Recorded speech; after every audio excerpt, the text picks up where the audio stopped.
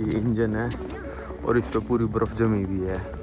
मेरे को पता नहीं, इस वाली ट्रेन जर्नी में ज़्यादा मज़ा आ रहा है। ये भाई हमारे कंडक्टर साहब मूज का एंटर लेके आए हैं। इस ट्रेन को कहीं पर भी रुकवा सकते हो, कहीं पर भी झंडा लेके खड़े हो जाओ, आप रुकवा सकते हो।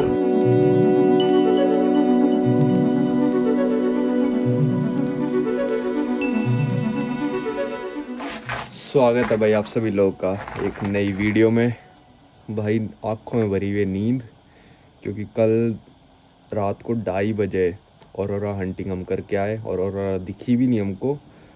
और अभी सुबह के 6:30 हो रहे हैं और मेरा टैक्सी वाला आने वाला है। मेरे को ले जाएगा वो फेयरबैंक्स के रेलवे स्टेशन, जो अमेरिका का नॉर्दर्न मोस्ट रेलवे स्टेशन है। और वहाँ से हमारी ट्रेन है 12 घंटे की एनकरेज की। और फिर एनकरेज पहुँचेंगे हम रात को 8 बजे। यहाँ से 8:30 की ट्रेन है, 8 सवा 8 बजे एनकरेज पहुँचेंगे। और रात की 12 बजे की मेरी फ़्लाइट है एनकरेज से डेनवर की। और फिर डेनवर उतरने के बाद 3 घंटे बाद मेरी फ़्लाइट है डेनवर से टोक्यो की। और मेरी नींद पूरी नहीं हुई है, तो चलो कोई नहीं, अब आपको दिखाता हूँ मैं इस वीडियो में कि फेयरबैंक्स से एनकरेज की ट्रेन कैसी होती है। भाई ठंड तो बाहर हो रही है, पर अभी काफ़ी कम हो गई है ठंड, -14 ही डिग्री है। और जब तक हम फेयरबैंक्स में उतरेंगे -8 तक पहुंच जाएगा ये। तो सही है, चलो चलते हैं। टैक्सी वाला बस आता ही होगा। और टैक्सी वाला सही है बंदा, जो मेरे को एयरपोर्ट से लेके आया था ना उस दिन, वो तो मैंने लिफ्ट से मंगाई थी उस दिन। पर यहाँ पे मैं इस कैबिन में रह रहा था, तो यहाँ पे कोई टैक्सी वाला आ नहीं रहा था। मैंने उसी को फ़ोन करा, मैंने कहा भाई आएगा? तो कहता आ जाऊँगा मैं। तो मैंने कहा कितने रुपए? तो बहुत ही जेन्युइन प्राइस भाई बंदे ने मांगा सुबह आने का, $30। और मेरे को यहाँ से ट्रेन स्टेशन तक छोड़ेगा। अपने घर से आ भी रहा है, मेरे को ट्रेन स्टेशन तक छोड़ेगा भी। $30 काफ़ी जेन्युइन प्राइस है अमेरिका के लेवल के हिसाब से।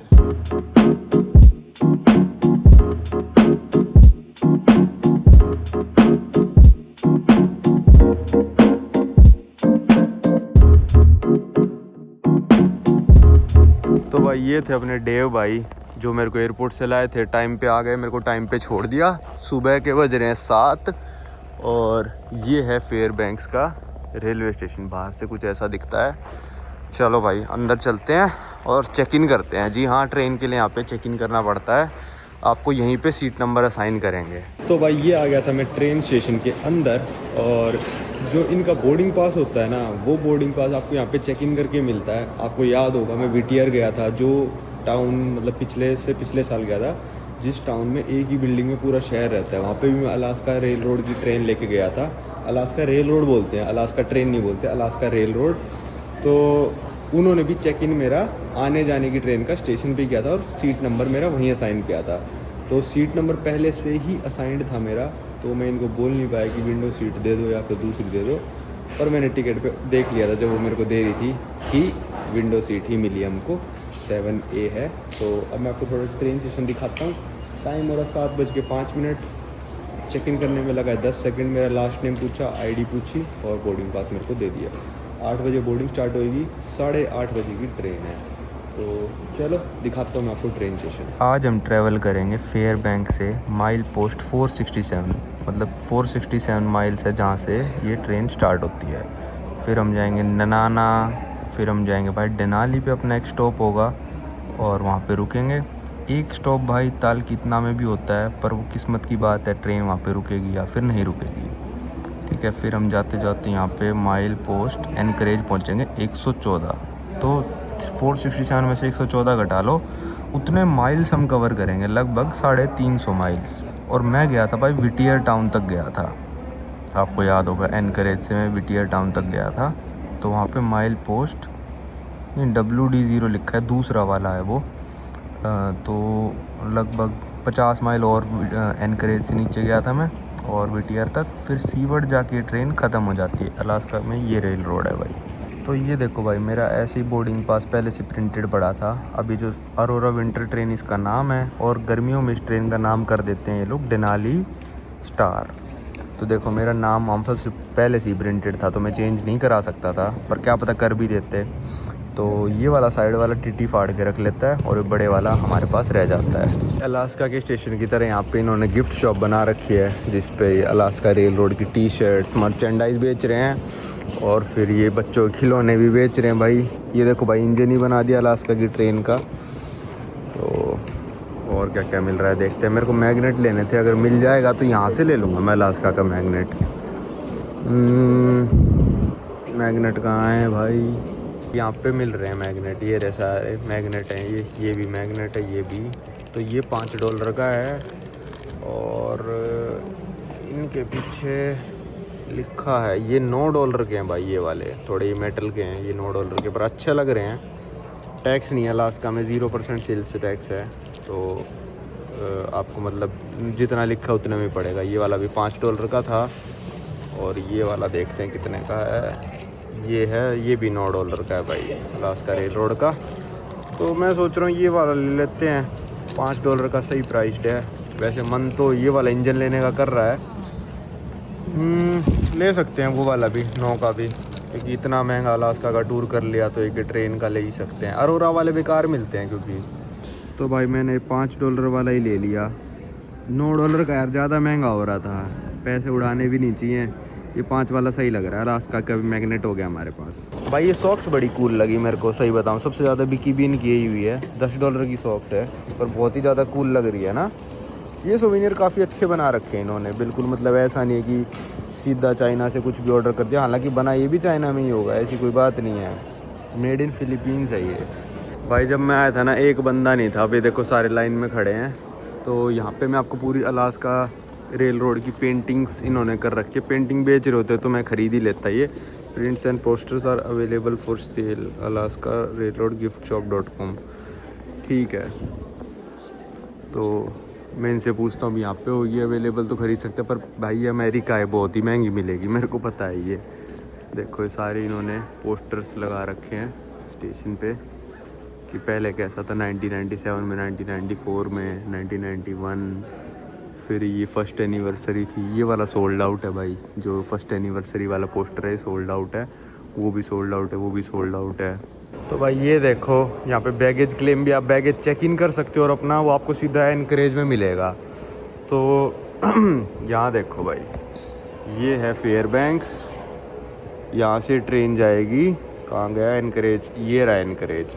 बीच में डेनाली वगैरह रुकेगी, यहाँ कहीं डेनाली होगा और फिर यहाँ से जाके एनकरेज। और मैं गया था विटियर तक, जो ऐसे जाके ट्रेन कहाँ था, शायद सीवर्ड यहाँ है तो विटियर यहाँ कहीं होगा, दिख नहीं रहा अभी मेरे को। तो यहाँ तक ट्रेन जाती है भाई एनकरेज से, इतना नीचे और जाती है। ये पूरे अलास्का का मैप लगा रखा है। चलो भाई बोर्डिंग हो चुकी है स्टार्ट। टाइम हो गया 8:05 और 25 मिनट है अभी। तो पहले ही शुरू कर दी इन्होंने बोर्डिंग। 8 बजे ही बोला था, 8 बजे कर दी इन्होंने शुरू। Welcome abode. ये ट्रेन खड़ी भाई, तो ये ट्रेन खड़ी, यहाँ से अभी आगे जाने नहीं दे रहे हैं। ये शायद बीच में कुछ स्टॉप आएगा तो जाने दे।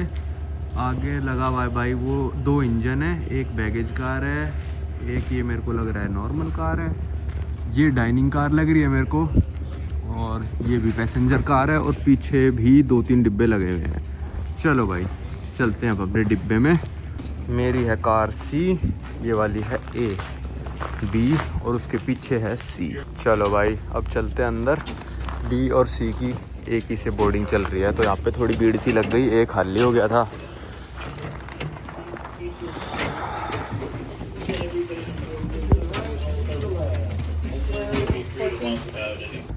ट्रेन का टूर मैं आपको देता हूँ, पर एज टाइम शेड्यूल हम निकल चुके हैं भाई फेयरबैंक से। और देखो भाई ट्रेनों के ऊपर बर्फ़। तो भाई अभी ट्रेन की लाइट्स बंद कर दी, ये बहुत अच्छा काम किया। कह रहे कि आप बाहर देख सकते हो। तो भाई देखो सनराइज़ लिखा था 8:15 बजे का आज, पर देखो सनराइज़ का मतलब यही होता है। 8:45 हो चुके हैं, यहाँ पे ये सनराइज़ है। और जब सनसेट लिखा हुआ ना कि 4:30 बजे सनसेट हो जाएगा, तो 5:30 तक ऐसा ही रहता है, अंधेरा नहीं होता। तो ये यहाँ का थोड़ा वेदर ऐसे चलता है सारे नॉर्थ एरिया का।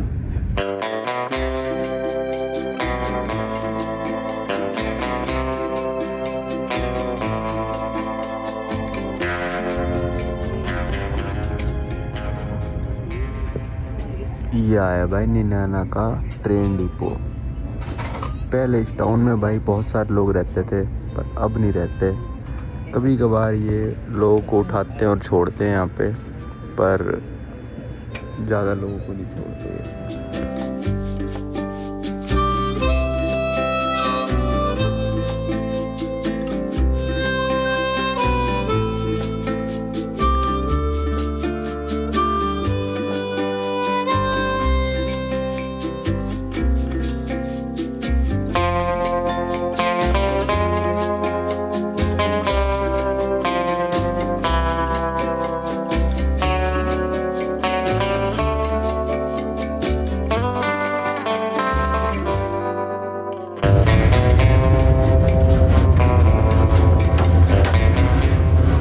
भाई इस ट्रेन का वॉशरूम तो उसी डिज़ाइन में सब कुछ लिख रखा है। जो येलो और ब्लू इनकी ट्रेन है ना बाहर से, वही सब लिख रखा है। यहाँ पे क्या है भाई, लाइट ऐसे लगा रखी है, देखना कैसे। यहाँ से खुद ही ऑन ऑफ कर लो, इसको निकाल दूंगा तो ऑफ हो जाएगी। ये क्या है, अच्छा सोप डिस्पेंसर पानी का। फिर ये हो गया, ये तो कुछ नहीं है। टिश्यू पेपर, ये हाथ पोंछने का, और ये टॉयलेट भाई। फ्लश का बटन भाई, बैठ के सुसु करना है, खड़े होके नहीं करना। तो भाई ये ट्रेन का एंड है, इसके आगे आप नहीं जा सकते। बैगेज कार है इसके आगे, पैसेंजर्स नहीं जा सकते। यहाँ सबने बैगेज रखा है। ये बच्चों के लिए है, मतलब मम्मी और बच्चों के लिए डायपर वगैरह चेंज करना हो। ये एक टॉयलेट थी। ये देखो भाई,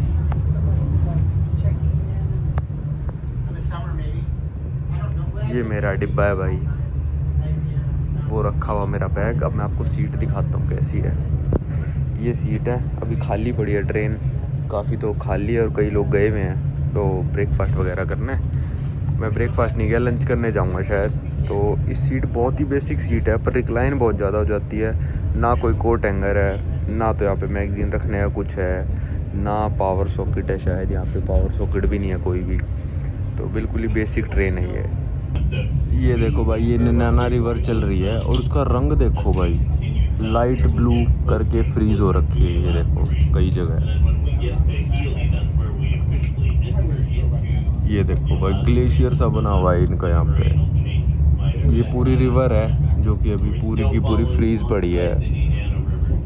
अनाउंसमेंट भी चलती रहती हैं, बंदा खुद करता है। कुछ मूस दिख जाए, भालू दिख जाए तो अनाउंस कर देता है कि भाई भालू दिख गया, मूस दिख गया, पर अभी तक तो कुछ नहीं दिखा है। ये देखो पूरी की पूरी नदी जो है फ्रोज़न चल रही है। ये देखो कैसे रंग आ रखे हैं।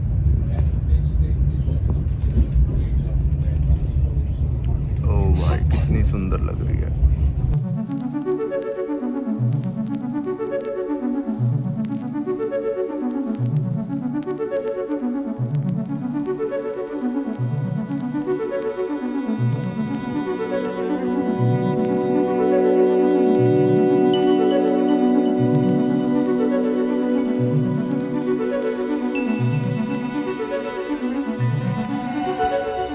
ये आ गया टाउन हीली का, और जैसे कि आपने देखा वो 2-3 पैसेंजर देखो वो खड़े, वो चढ़ेंगे हमारी ट्रेन में। अभी एक ही पैसेंजर, एक पैसेंजर वो लेडीज़ चढ़ेगी।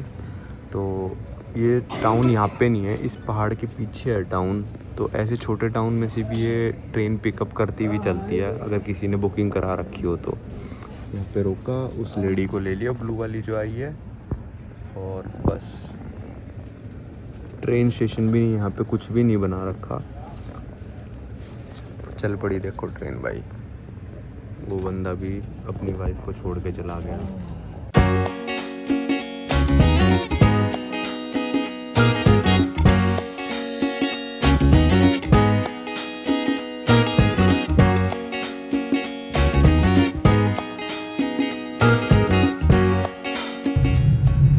अनाउंस करते रहते हैं कि देखो अब हम मुड़ेंगे यहाँ पे, तो आप इंजन डिब्बे वगैरह सब देख सकते हो।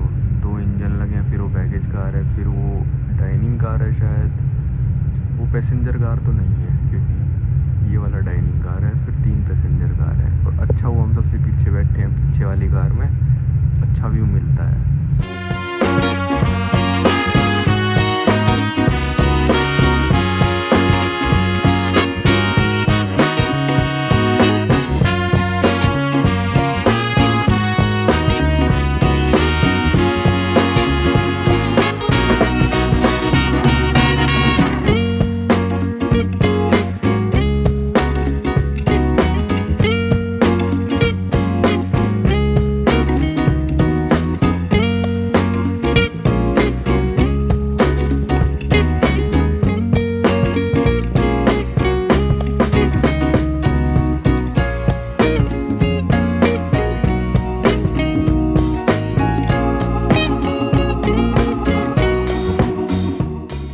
चलो भाई, यहाँ पे आ गया पहला स्टॉप जहाँ पे हम उतर सकते हैं। पहला जो हीली आया था उससे सिर्फ पैसेंजर चढ़ाए थे हमने। अब ये दरवाज़ा खोल लेंगे। ट्रेन की हालत देख लो, बर्फ़।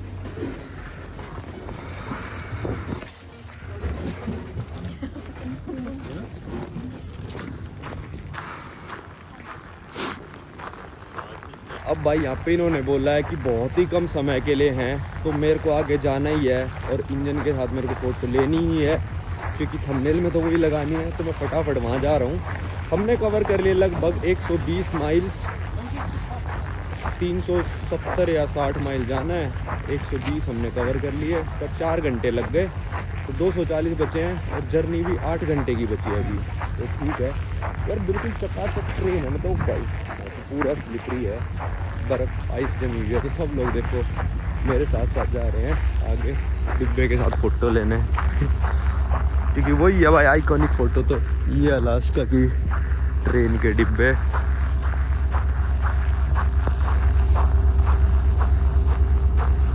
ये भी डाइनिंग कार है और ये भी डाइनिंग कार है। ओके, अब समझ गया मैं। ये डाइनिंग कार है, वो शायद रेस्टोरेंट है।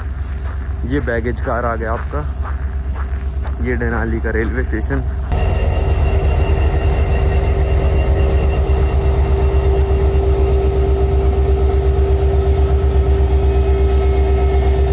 ले ली फोटो और देख लो -10 हो रहा है और मैंने ना ग्लव पहन रखे ना टोपी पहन रखी। भाई अब ट्रेंड हो चुका है पूरा -10 के लिए।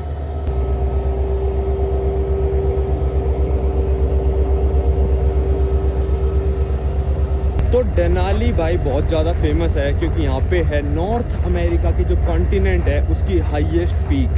7 पीक हैं, 7 कॉन्टिनेंट है पूरी दुनिया में और हर कॉन्टिनेंट की अपनी हाईएस्ट पीक है।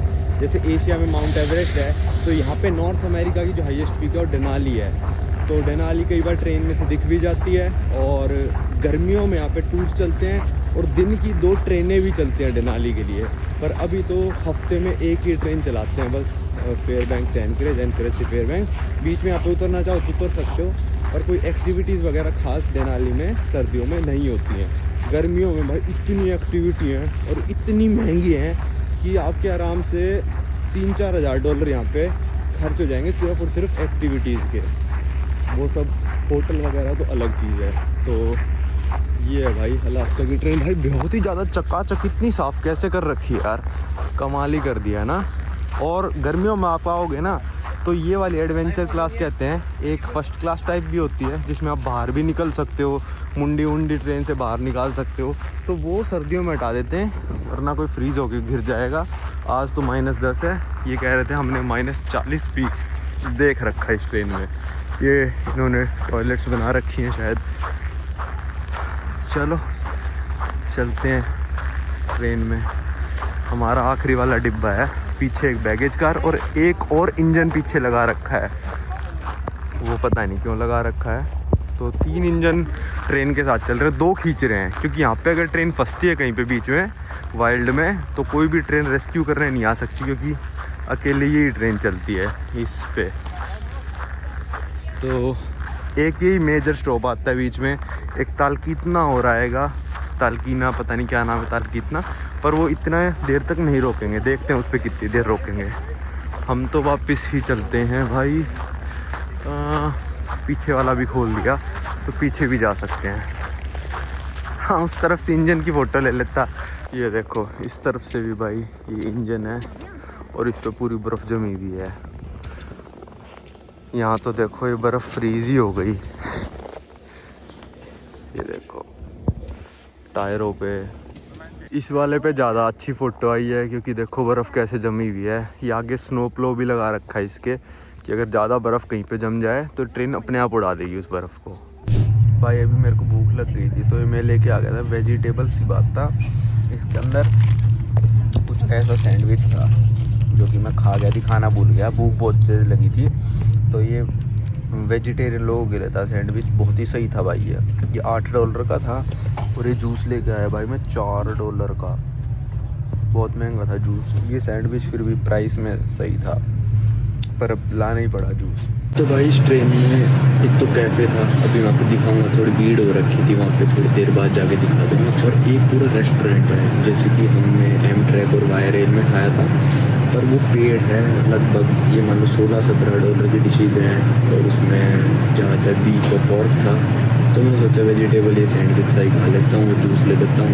दोनों कार में भी आपको जाके दिखाऊँगा थोड़ी देर में। अभी खचाखच भरा हुआ था क्योंकि अभी भी लोग देनाली से चढ़े हैं तो खा रहे हैं खाना। थोड़ी देर में खाली हो जाएगा, फिर चल के दिखाता हूँ आपको। भाई ये पहाड़ देखो, ये कह रहे हैं ये वाला पहाड़ ना समुंदर के नीचे था बहुत हज़ारों करोड़ों साल पहले। कुछ कुछ बताया, वो सब मैं अब वीडियो में नहीं बता रहा। मैं तो ऐसे लेटा हुआ था, मैं यहाँ पे ना दोनों सीटों पे ऐसे, तो एकदम से सामने आ गए पहाड़ मेरे। भाई मेरी नहीं हो रखी नींद पूरी, तो मैं तो ऐसे लेटा हुआ था, एकदम से सामने आ गया। मैं डेनाली का वेट कर रहा हूँ, वेदर बिल्कुल क्रिस्टल क्लियर है भाई। आज डेनाली दिखना चाहिए हमको, नॉर्थ अमेरिका की हाईएस्ट पीक। तो शुरू में मैं 2 घंटे सो गया था, 8:30 से 10:30 तक मैं सो गया था, और फिर उठा था मैं। अब डेनाली देख के फिर सो जाऊँगा।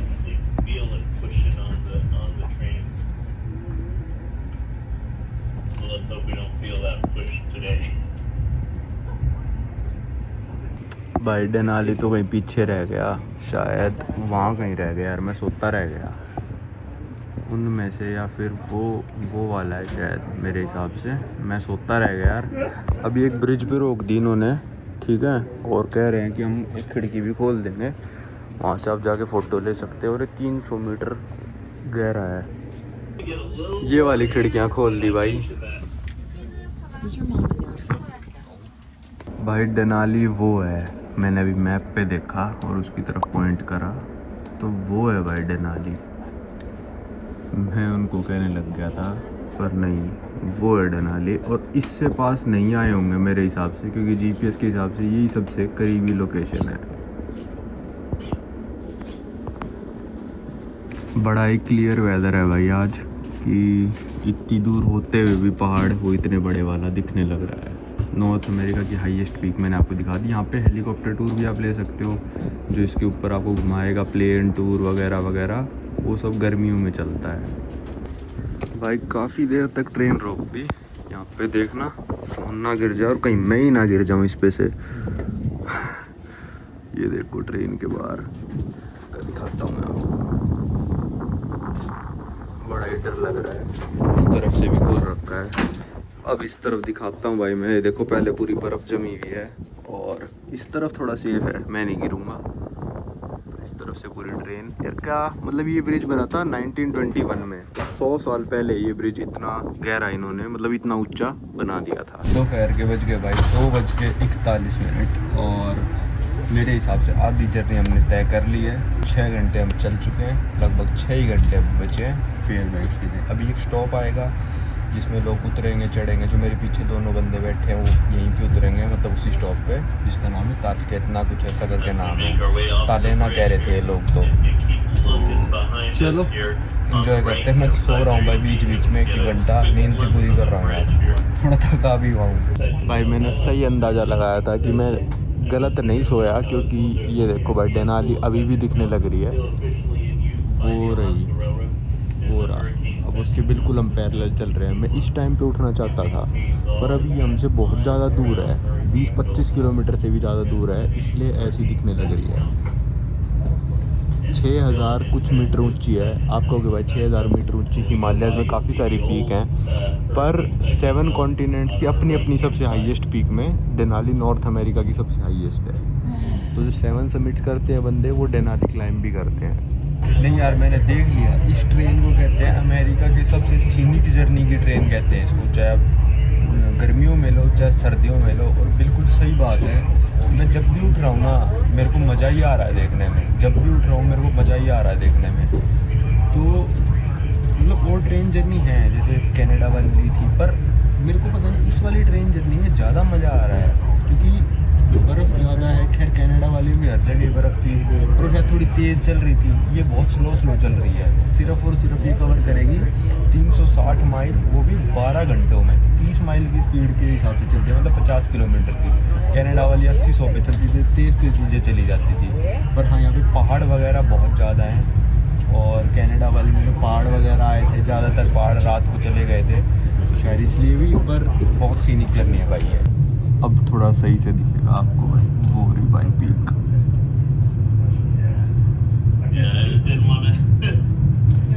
यहाँ ट्रेन भाई बिल्कुल ही 10 की स्पीड पे कर ली इन्होंने, ताकि लोग ये पीक एंजॉय कर सकें भाई। बड़े मतलब ये टूरिस्ट ट्रेन ही है ना, इसलिए यहाँ पे कोई नॉर्मल पैसेंजर तो $250 देगा नहीं 12 घंटे के लिए। खैर फ्लाइट भी बहुत महंगी है। अब आपको दिखेगी, वो देखो भाई, ये भाई हमारे कंडक्टर साहब मूज का एंटलर लेके आए हैं। ये इनको मिला है पड़ा हुआ कैनेसी। ओ भाई बहुत भारी है। ये इनको पड़ा हुआ मिला ट्रैक के बगल में। पिछले वाला जो कंडक्टर था उन्होंने बता दिया कि भाई पड़ा है उसको उठा लेना, तो इन्होंने ट्रेन रुकवा के उठा लिया, क्योंकि बहुत कीमती होते हैं ये भाई। इसको कहते हैं कि फ्लैग स्टॉप करना ट्रेन को। मतलब आप इस पूरी जर्नी में जितने भी 375 माइल वगैरह आएंगे, उसमें आप इस ट्रेन को कहीं पर भी रुकवा सकते हो, कहीं पर भी झंडा लेके खड़े हो जाओ, आप रुकवा सकते हो। ये पैसे उनके लिए सीट है, ठीक है।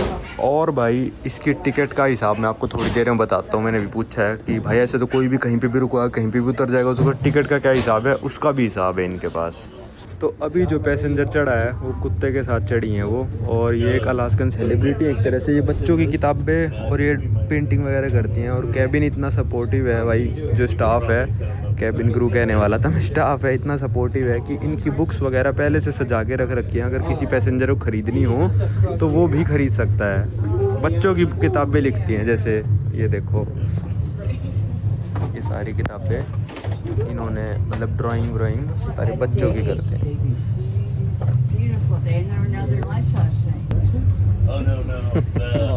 ये कुत्ता सही है भाई।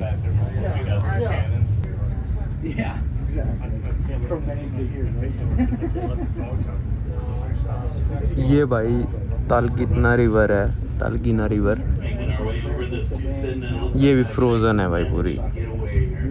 ये देखो भाई, लोग ना अलास्का में ऐसे रहते हैं, कई लोग बिल्कुल, जैसे ये लेडी अभी चढ़ी थी, बिल्कुल वाइल्ड में रहना पसंद है, किसी से बात नहीं करते, अकेले रहते हैं बिल्कुल।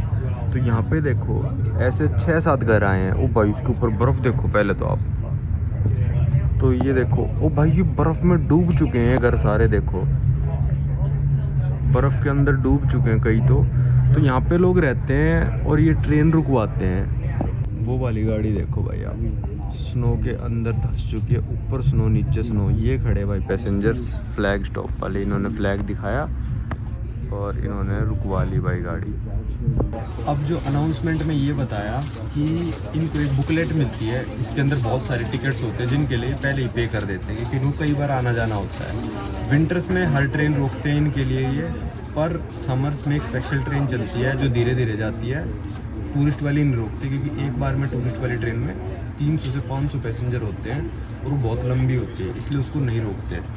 तो उस बुकलेट में पर्ची होती है, एक जो स्लिप होएगी, मतलब एक कूपन, वो 20 माइल के लिए वैलिड होता है। मतलब लगभग 30-32 किलोमीटर के लिए एक पर्ची वैलिड रहती है।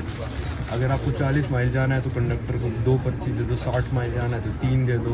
मतलब 61-62 भी जाओगे तो कई कंडक्टरों के ऊपर डिपेंड होता है, 3 ही आपसे पर्ची लें, 4 लें, है ना। फिर 80 माइल जाना है 4 पर्ची, 100 माइल जाना है 5 पर्ची देनी पड़ेंगी। तो उन पर्चियों का रेट मैंने अभी तक पूछा नहीं है। तालकीना में, जब तालकीना है नाम उसका, जब स्टॉप आएगा मैं उन पर्चियों का रेट पूछ के आपको बताता हूँ कि एक 20 माइल की पर्ची कितने की। देखो भाई ये बैगेज कार खोल दिया यहाँ तालकीना में, और ये शायद उतर गए हैं, जो बुक राइटर थी ये उतर के जा रहे हैं तालकीना में।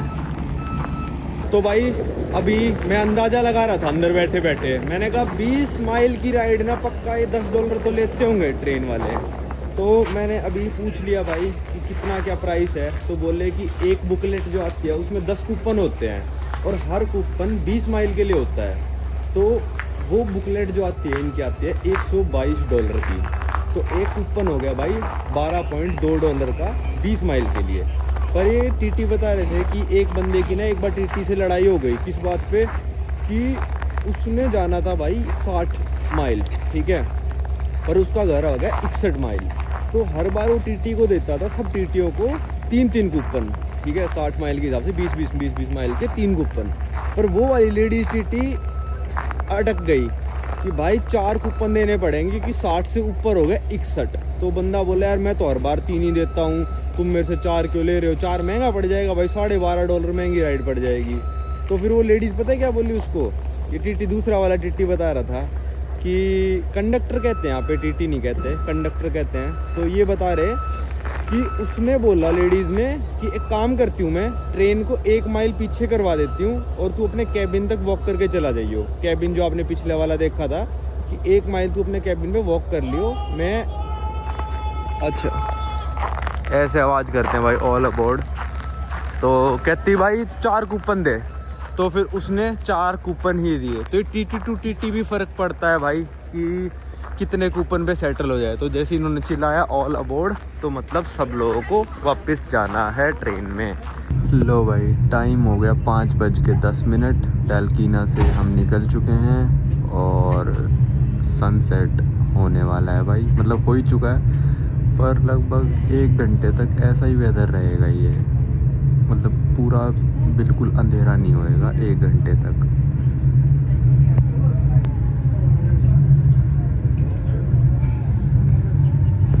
भाई ये ट्रेन स्लो कर देते हैं जब भी लोगों को फ़ोटो वोटो खींचनी होती है। आरामदायक ट्रेन है, 12 घंटे में आराम से लेके जाते हैं। ये देखो क्या सनसेट हो रहा है। अगर ये वेदर कल होता तो हमको कल भी ऑरोरा दिखाई देती। और ये जो आप सफ़ेद बर्फ़ की चादर देख रहे हो, ये है भाई सुसितना रिवर, और ये पूरी तरह से फ्रीज़ हो चुकी है। वहाँ तक दूर तक जितनी भी आपकी नज़र जा रही है, पूरी ये नदी थी जो कि अभी फ्रीज़ पड़ी है पूरी। मतलब ऐसा नहीं है कि पूरी नदी फ्रीज़ हो जाती है, ऊपर ऊपर की लेयर जमती है 1 फुट 2 फुट 6 इंच, नीचे से पानी बहता रहता है, वरना तो भाई सारी मछली वछली सब मर जाएंगे। भाई अब हो चुकी है रात, बाहर का भी दिखने लग रहा है, पूरी तरह से बिल्कुल रात नहीं हुई है। 6:15 हो चुके हैं और हम सिर्फ 50 माइल दूर हैं एनकरेज से। मेरे को लग रहा है थोड़ा जल्दी पहुंचेगी ट्रेन ये। लो भाई, ये पहुंच गए हम एनकरेज, और यहाँ पे मैं पहले भी आ चुका। 2 ट्रेन यहाँ से मैं ले चुका हूँ पहले, विटियर की आने की और जाने की। चलते हैं अंदर, मेरी आज ही फ़्लाइट है रात को। यहाँ पे जर्नी ख़त्म होती है, आधा घंटा ट्रेन जल्दी पहुँच गई। 8:15 की जगह 7:45 पे पहुँच चुकी है ट्रेन। क्योंकि जैसे आपको पता है अमेरिका और कनाडा में ट्रेन ट्रैक्स कौन ऑन करता है, फ्री ट्रेन, तो इन ट्रेन पे कोई काबू नहीं होता। आज ट्रैफिक नहीं था तो फिर ये जल्दी पहुँच गई। ट्रैफिक होता तो क्या पता लेट भी पहुँच जाती, जैसे कि हमारी VRL भी जल्दी पहुंच गई थी और एमट्रैक लेट हो गई थी। चलो भाई चलते हैं, अब एयरपोर्ट जाना है, टैक्सी मंगानी पड़ेगी क्योंकि पब्लिक ट्रांसपोर्ट बंद हो चुका। ये आ गया एनकरेज स्टेशन के बाहर में वो इंजन खड़ा। यहाँ पे मैं आया था भाई लगभग 1 साल 9 महीने पहले, जब संटी भाई मेरे को मिले थे, तब आया था मैं अलास्का रेल रोड। तो ये आ रही है अभी मेरी टैक्सी। तो फेयरबैंक्स का थोड़ा पब्लिक ट्रांसपोर्टेशन ना यहाँ से मेरे को सही लगा। खैर यहाँ पे ज़्यादा बसेस चलती हैं, पर ये लोग ना जल्दी बंद कर देते हैं बसेस एनकरेज वाले, क्योंकि यहाँ पे जो लेटेस्ट बस थी वो 7:30 बजे निकल गई, और इसलिए मेरे को टैक्सी लेके एयरपोर्ट जाना पड़ेगा। पूरे शहर में लगभग ये 7:30 बजे बस बंद कर देते हैं, और ये ट्रेन 8:15 बजे आनी थी, 7:50 पे आई है, लगभग 7:45-50 पे, तो वो बस निकल चुकी है यहाँ से। तो अब मैंने टैक्सी मंगाई है $16 की, यहाँ से 15 किलोमीटर है, $16 की टैक्सी आने लग रही है। भाई ये पहुँच गया मैं एनकरेज एयरपोर्ट पे, और यहाँ के सारे एयरपोर्ट्स पे ना ये वाइल्ड लाइफ दिखा रखी है। ये ग्रिजली बियर है, देखो कितना बड़ा, ये तो हिरन है। तो वो फ़्लाइट है मेरी 12 बजे यहाँ से डेनवर की, तो अभी बजे हैं 8:15। चेकिंग कराते हैं और अंदर बैठते हैं। भाई जो आज मैं आपको सींग दिखा रहा था ना, वो इसका था। इसको मूज़ कहते हैं, और यहाँ पे अलास्का में मिलता है, कनाडा में मिलता है, काफ़ी जगह मिलता है। ये मूज़ होता है, और वो सींग तो बहुत छोटा था। हर साल इनके सींग टूटते हैं और हर साल नए सींग उगाते हैं। तो वो कह रहा था कि भाई वो सींग जो उसने दिया था ना छोटा सा, वो बहुत भारी था। ये देखो इस मूस के कितने भारी सींग होंगे। तो वो कह रहा था सबसे बड़ा जो मैंने आज तक देखा 70 इंच चौड़े सींग थे, मतलब ये मान लो 6 फुट चौड़े सींग। तो इसके इतने लग रहे हैं मेरे को, काफ़ी बड़ा मूस है भाई। ये आ गया मैं अपने गेट पे, B5 अपना गेट है। यहाँ से लगभग 5 घंटे 20 मिनट की फ़्लाइट है डेनवर की, 2 घंटे आगे चलता है डेनवर। तो अभी मैं मैकडोनल्ड से ले आया था सुबह से, बस वो सैंडविच सा खाया था, तो मैकडोनल्ड से मैं सैंडविच ले आया। लो भाई यूनाइटेड में बैठ गया मैं, और ये फ़्लाइट जाएगी हमारी नेक्स्ट स्टॉप डेनवर, और 5 घंटे लगभग लगाएगी भाई ये डेनवर पहुंचाने में। और मेरे साथ में कोई भी नहीं है, बल्कि वहाँ तक कोई नहीं है। तो इतने लंबे पैर होते मैं वहाँ तक पसार के सोता, पर चलो 3 ही में सो जाएंगे, कोई नहीं, चला लेंगे काम। चलते हैं डेनवर, 5 घंटा 1 मिनट।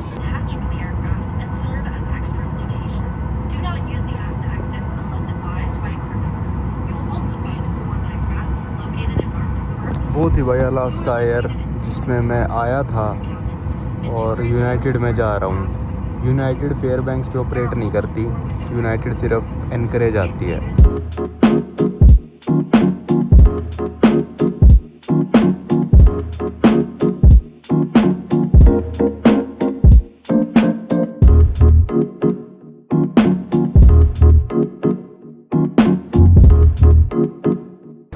लो भाई डेनवर पहुंच गया, और क्या लैंडिंग थी भाई। मतलब उतरने के बाद वैसा सूरज दिख रहा था जो कि मतलब लोगों को आसमान में दिखता है, क्योंकि डेनवर है माइल हाई सिटी, मतलब 1600 मीटर की एलिवेशन है, इसलिए इसको माइल हाई कह देते हैं। 1600 की है यानी मतलब इतनी है कुछ, इसलिए माइल हाई कह देते हैं। तो ट्रेन का मैं रिव्यू बता देता हूँ भाई। ट्रेन बहुत महंगी है, आप कहोगे $250 को महंगा कैसे कह रहा है भाई। एक बंदे की टिकट थी, अब 2 की कितने की हो गई, 500 थी 12 घंटे की, 24 घंटे की कितनी होगी 1000, 48 की कितनी होगी 2000, बिना खाने के। खाने का जोड़ो 2 दिन का ट्रेन के हिसाब से, 2 बंदों का $500 कितना हो गया 2500। बैठने की सीट थी, लेटने वाली होती तो 3500। तो ये मैं क्यों बता रहा हूँ, क्योंकि एम ट्रैक जो हमने 2 दिन की करी थी वो थी सिर्फ 2 बंदों की $1000 की, तो उससे 3.5 से 4 गुना महंगी थी ये ट्रेन। तो इसको महंगी ही कहूँगा भाई मैं तो वैसे बहुत ज़्यादा सीनिक थी, मज़ा आया मेरे को इस ट्रेन राइड में। और आपको अगर मिले टाइम तो आप भी कर सकते हो। तो चलो इस वीडियो को रखते हैं यहीं तक, अब आपको मिलेंगे अगली वीडियो में।